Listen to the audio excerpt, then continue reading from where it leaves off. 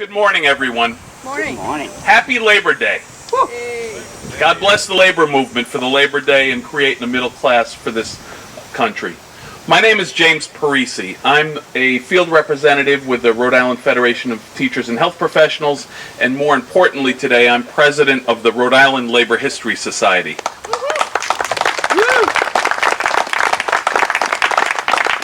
Thank you for coming to our annual Labor Day event held here in Central Falls. We're a Labor History Society, so it's probably no surprise that we hold an annual event in a cemetery. But a cemetery isn't just for people laying flat on the ground, but it's for those of us who are standing on our own 2 feet to remember what the people laying on the ground went through. We picked this site primarily because this is a site of a famous battle between the National Guard and striking workers and community members in this area during a 1934 textile strike. And the Labor History Society put up a memorial behind me, memorializing the 2 who died here as well as 2 who died in the city of Woonsocket during that violent times in 1934. We also picked this spot because we are a stone's throw away from a cemetery stone just to my right that still has the 2 bullet holes from the bullets fired by the National Guardsmen after they set up their guns on top of a factory just down the hill.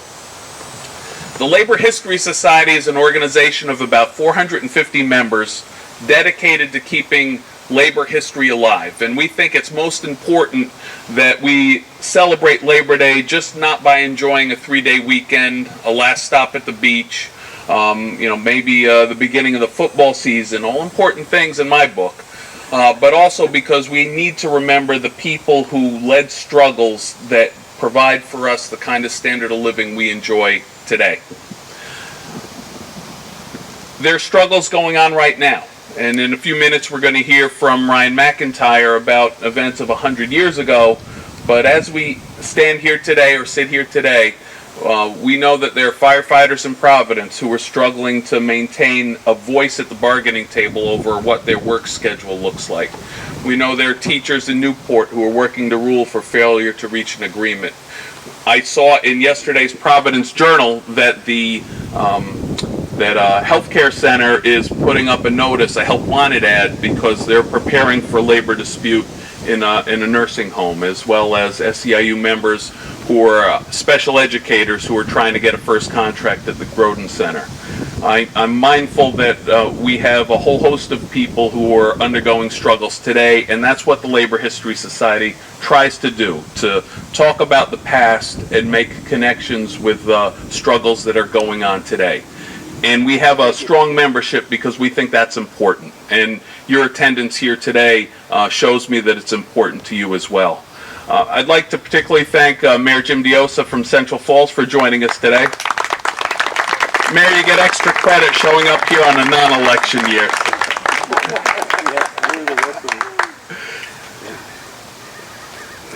We've been through a lot within the labor movement, but we are all about perseverance. And some of the things that Ryan's going to talk about didn't necessarily bear fruit on day one, but in the long run they bore fruit. And that's what the labor movement is about. It's about being a voice for people who work for a living, being a voice for them so that they could better their standard of living, not only for themselves, not only for their families, but for the whole community at large. And as we've seen the decline of the number of union members in this country, we've seen a matched decline in the standard of living for middle class and working class people, as we've seen probably the greatest enhancement of wealth by the rich and mighty in this country, unprecedented, and it's all because of a lack of voice on enough workers. But organizing continues.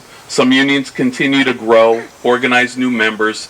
I'm particularly mindful of the Restaurant Opportunity Center, and Mike Arujo is here, who's done a terrific job organizing a group of unorganized workers to better themselves, better their standard of living, and be a real voice for people who really didn't have a voice without an organization.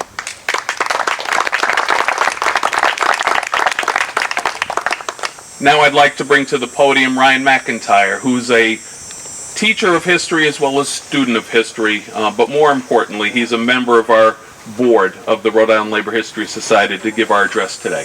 Ryan?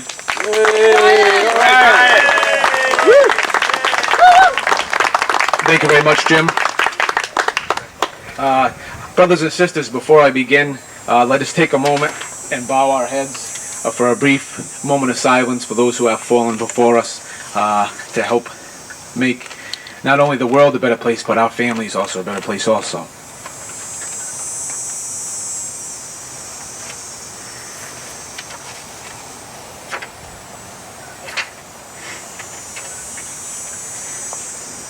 We gather here today, this Labor Day in 2015, in this cemetery to celebrate the noble contributions of the men and women who came before us, their sacrifices, trials, triumphs, and tribulations.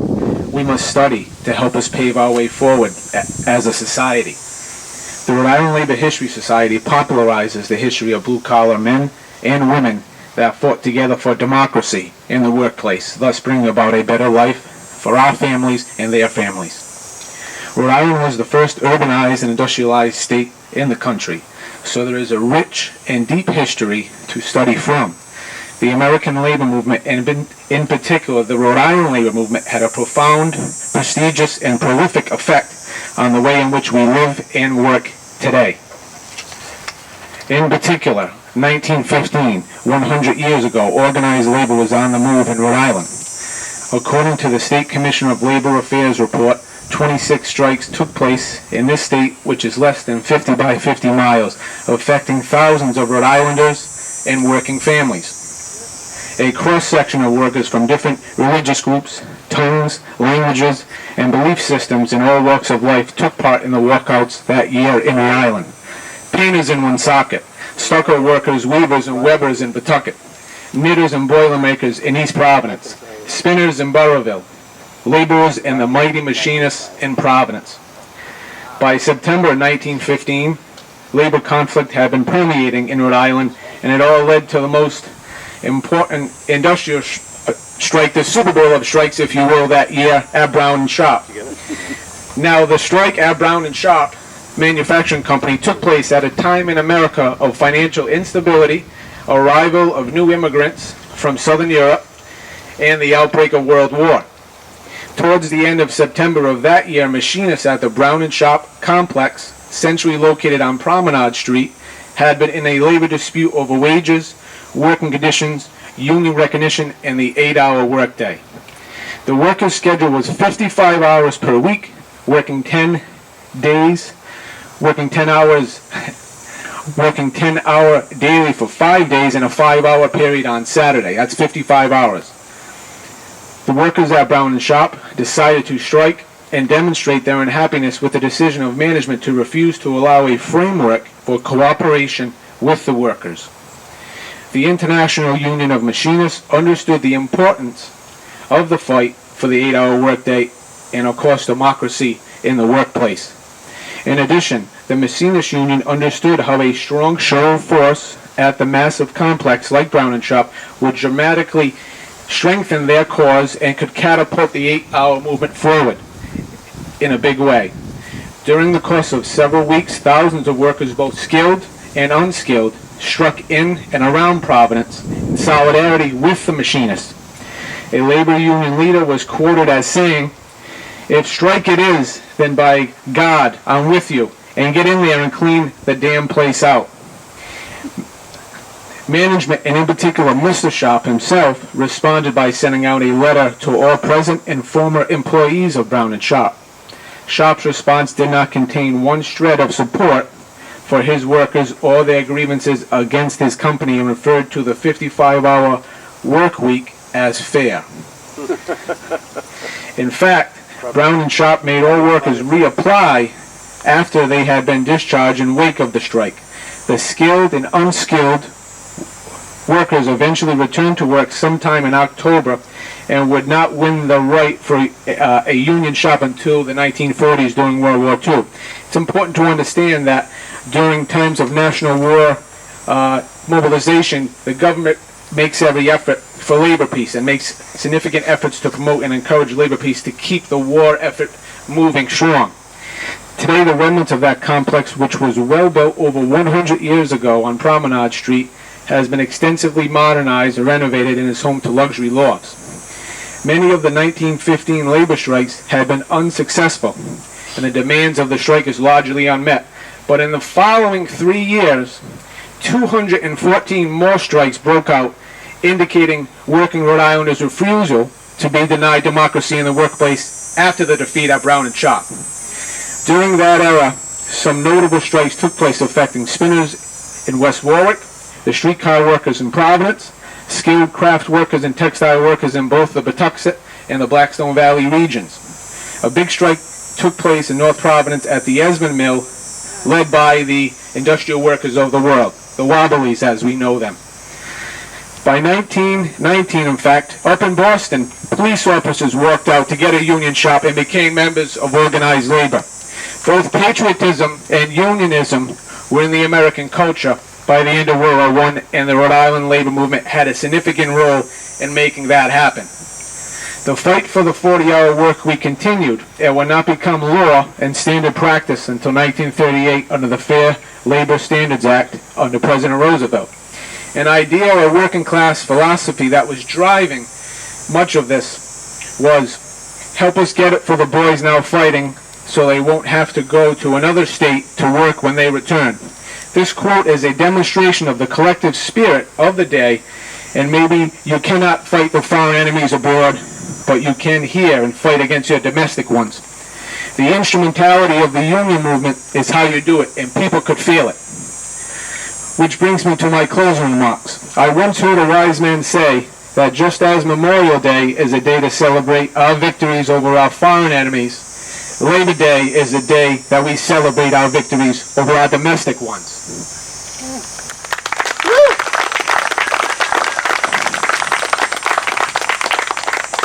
In conclusion, this Labor Day, may the working class of America draw strength, solidarity, and unity from events such as Brown and Sharp in 1915 and the Salesville Massacre for a better life for themselves and their families. Also, we pay homage to those who lost their lives in Woonsocket during the General Textile Strike of 1934. May we keep fighting the good fight together and alongside one another. Amen. All right. At this time, I would like to acknowledge the following individuals and organizations for their contributions to this event and their consistent cooperation every year that we do have it here. George from Assashik Cemetery Corporation for his consistent cooperation and also his ambitions to improve this site for us. The entire Rhode Island Labor History Society Executive Board members and Working Rhode Island and Rhode Island AFL-CIO for their support also. Thank you very much.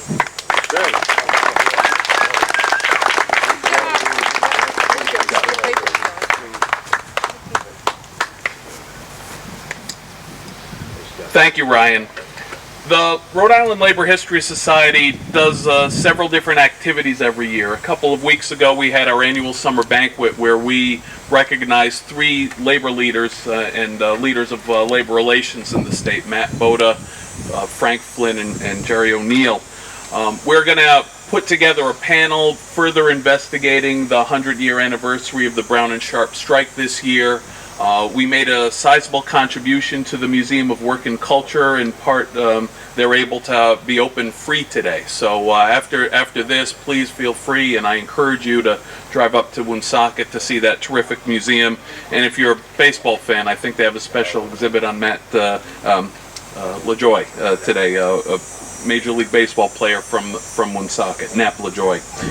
One other final event we're working on right now is commemorating the 100-year anniversary of the song Solidarity Forever. Solidarity Forever is a labor anthem. It was written by Ralph Chaplin 100 years ago as he traveled to Chicago to participate in a hunger march. So there was a real strong connection between community and labor back then as there is today.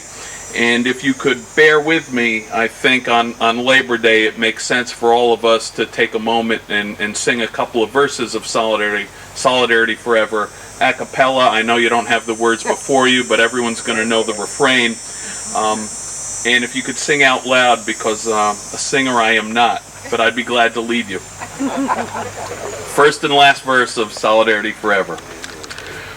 When the Union's inspiration through the workers' blood shall run, there shall be no power greater anywhere beneath the sun. Yet what force on earth is weaker than the feeble strength of one? But the Union makes us strong. Solidarity forever. Solidarity forever. Solidarity forever. For the Union makes us strong. In our hands is placed a power greater than their hoarded gold, greater than the might of armies magnified 1,000-fold. We can bring to birth a new world from the ashes of the old, for the Union makes us strong. Solidarity forever. Solidarity forever. Solidarity forever. For the Union makes us strong. Thank you all very much. Enjoy your Labor Day.